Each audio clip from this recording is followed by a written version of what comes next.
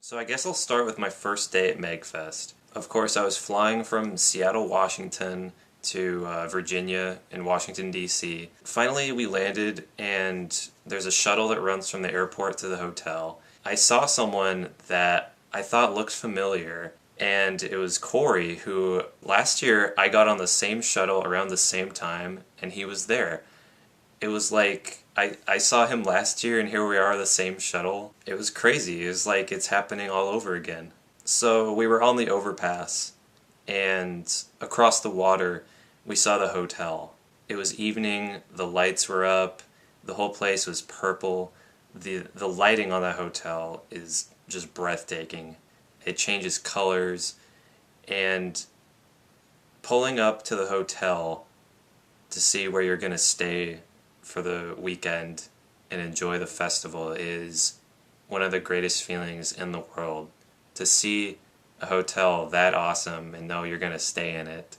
But of course after that comes all the boring stuff, because it's the first day. You have to unpack, you have to get your key card to your room, you gotta find your friends. But after that you can sort of start enjoying yourself. I was a little bit scared that this year wouldn't be as good as last year. Last year was just 10 out of 10. It was absolutely amazing. I thought, okay, I should lower my expectations because there's no way this year is going to be as fun as it was last time. So I was experiencing a little bit of anxiety, but some of that kind of dissolved once I met up with Steve. I know Steve from last year because we both cosplayed Axel. And we went to a concert, and we went to a Sega Saturn panel, and everything got a lot better from there on. To me, MegFest isn't about wandering around by yourself, seeing what you can find. It's about meeting people and sharing memories together and having those moments. And Steve helped me get into that mentality again. So then came Friday, which was the busiest day by far. On Friday, they usually stick the most guest panels, the most events, so it makes for the largest crowds. I had an absolute blast at the arcade and console room, which is this huge place that has every arcade game you could ever want, pretty much. The number of games they have is just out of this world. And then the console area is in the same place. That's also awesome, and a huge variety of games you can play with people. You walk down the console area, the console aisle, and you see all these different awesome games and people playing them, and it's like, hey, can I join in? Yeah, sure. So it is just non-stop fun in that place. I spend like 50% of my time at MegFest is in that arcade and console area. Myself and my buddy Chris Fowler had an amazing time there. So it got really late and I was still playing video games, and I thought, okay, I need to eat. So I went out to dinner all by myself because everyone else had eaten except me. So so I had to leave the hotel and go out on the street. It was like 14 degrees out. And Maryland has a great selection of restaurants to go to that are all open really late. I found some other people who were there for MegFest and were also really hungry, and we had a good time together. I was starving, and I got this huge bacon cheeseburger with french fries, and I ate it all in like 2 minutes. It was the best burger I've ever had. So then came Saturday, which was the day of the big shoot that I had planned. I wasn't nervous because I'd never done this kind of thing before, because I have. I was a little bit nervous because I was working with a lot of people that I had never worked with before. I met up with Nick, who was our videographer, and we shot some stuff together of just like my eyes. When I saw the footage, it looked just amazing, like perfect HD. It looked like a movie. But Nick was really nice. He sort of shared my vision, he read my script, and he liked it. He was just a really positive guy, and I couldn't have asked for a better videographer. And then Amit showed up, our photographer, and he was also really supportive and nice, and he turned out to be a really big fan of Streets of Rage, so he was just gung-ho. He was with us all the way to do this. And then Steve showed up, and it was like, wow, it was like Max brought to real life. Jordan was also there. I can tell he put a lot of hard work into his as well, because it was also spot on. And then our Blaze showed up. Everyone was there. Once everyone showed up, all the stress immediately just left my body. Inside myself, I was completely floored with how nice everyone was and how accurate the cosplays were. I was just ready to have a good time. And that's exactly what we did. We started off with a few shots of us punching toward camera, doing our thing. It's the first time in my life where I really felt like a director. The place was pretty crowded. We shot in the ballroom by the gazebo for a long time. And then we shot my favorite scene of all, which is one I had planned since the very beginning, since the early stages of planning this video. I always wanted to go down to this hallway. It's a hallway that bridges the convention center from the atrium. It looks just gorgeous with black and white marble floors. There's mirrors that line the walls. It really has this kind of dreamy aura to it. And that's where I wanted to shoot a scene where I'm me. I start off in these clothes and you see my eyes. I'm imagining Streets of Rage and the game and all those hip-hop videos. So really it's my imagination that I had creating this video. Okay, ready? And action. It was absolutely amazing shooting there because it's the closest thing to a dream come true I've ever experienced because it all felt real. A big props to Nick for making my dream become a reality. So yeah, we also shot in the fitness center, did some scenes with, we did a scene with Steve there playing Max. We shot by the fountain, a scene with Jordan playing Adam. And what I also wanted to do for this video was some dance moves. Just us having fun and sort of paying our tribute to all those videos that I love so much. So that's what we did. We went over to the convention center, deep into the heart of the convention. We set up there, right next to foot traffic, and we just danced.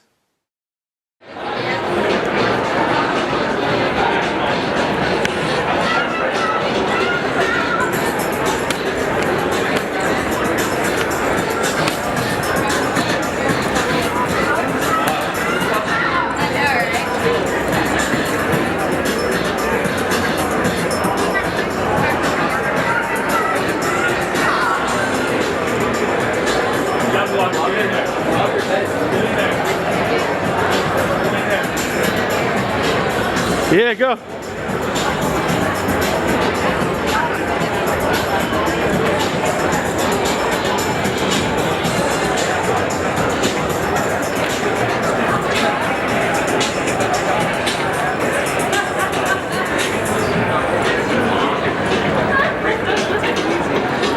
Wait for the drop.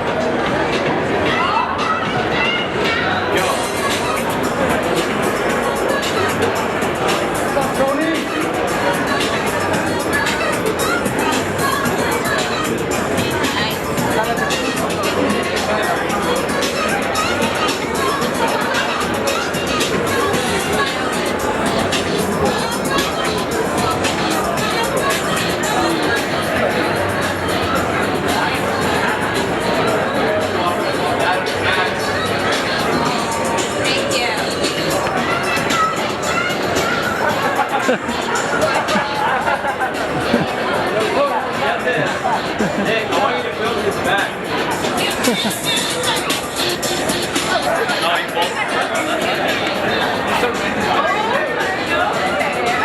Cool.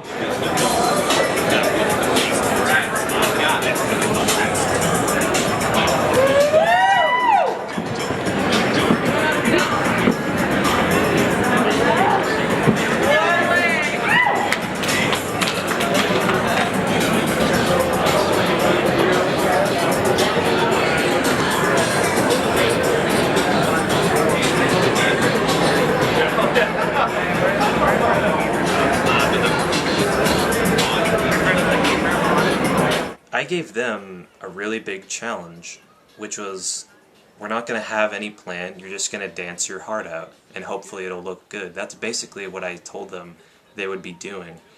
And they all handled it really well. I was just really happy. We had one more shoot to do, and that was our photo shoot with Mike Dosick at Dosick Lens. And he shot our Streets of Rage 3 shoot last year beautifully. Those photos of Neo Queen Honeybee and myself are still breathtaking to this day. I knew I wanted photos like that for the four of us, and there are still photos of us coming that I know are going to look amazing.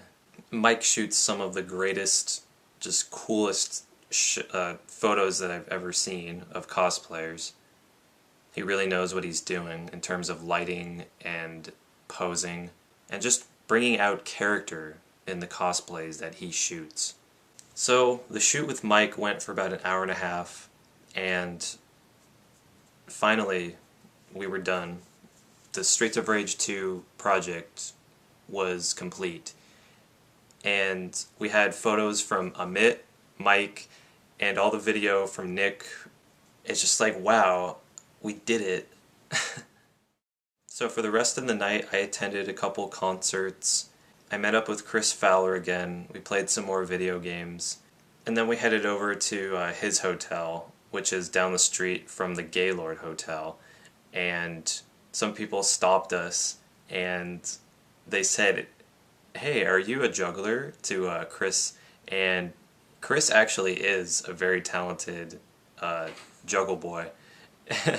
And so the people in the elevator were kind of drunk, and they asked Chris to show off some of his juggling moves, and he was astounding. They even gave him a $20 tip for showing off his moves, so that was really awesome. I've never actually seen you juggle before, Chris. For the rest of the night, we just played DDR, Pump It Up Infinity, Marvel vs. Capcom, Sega Rally Racing, and Jousts. So then it was like 5 in the morning, and it was time to go to bed. And when I awoke the next day at MegFest, the last day is always the hardest. Everyone's packing their stuff, they check out of the hotel. You know it's the last day that you can be there for an entire year. You say goodbye to your friends, so it's all really emotional. I took one last walk around the block through the entire hotel. I went to get coffee at the Cocoa Bean Cafe, and right behind me was actually a voice actor who I know, Matthew Mercer, who did the voice of Leon for Resident Evil 6, and several other games that I don't come to mind right now. We had a good 5-minute conversation before I asked him to get a picture with me, and he was very nice. I look forward to seeing him again at other cons. So as soon as I said goodbye to everyone and it was time to leave, I hailed a taxi and I took a trip down to my next hotel at the Holiday Inn. I spent the night there, and the next morning I woke up to go visit, I wanted to go see what the city had to offer, what it was famous for. So this year I actually took a taxi down to the Lincoln Memorial. There's that really long fountain that leads off into the long, tall monument. And then finally, my last stop was the White House. I took another taxi down to the airport, and that was my trip.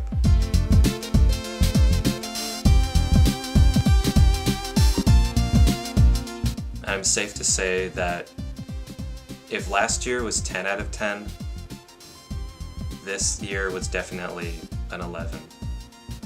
I want to thank everyone who worked on the video with me, was so enthusiastic and supportive, and was able to have fun with me.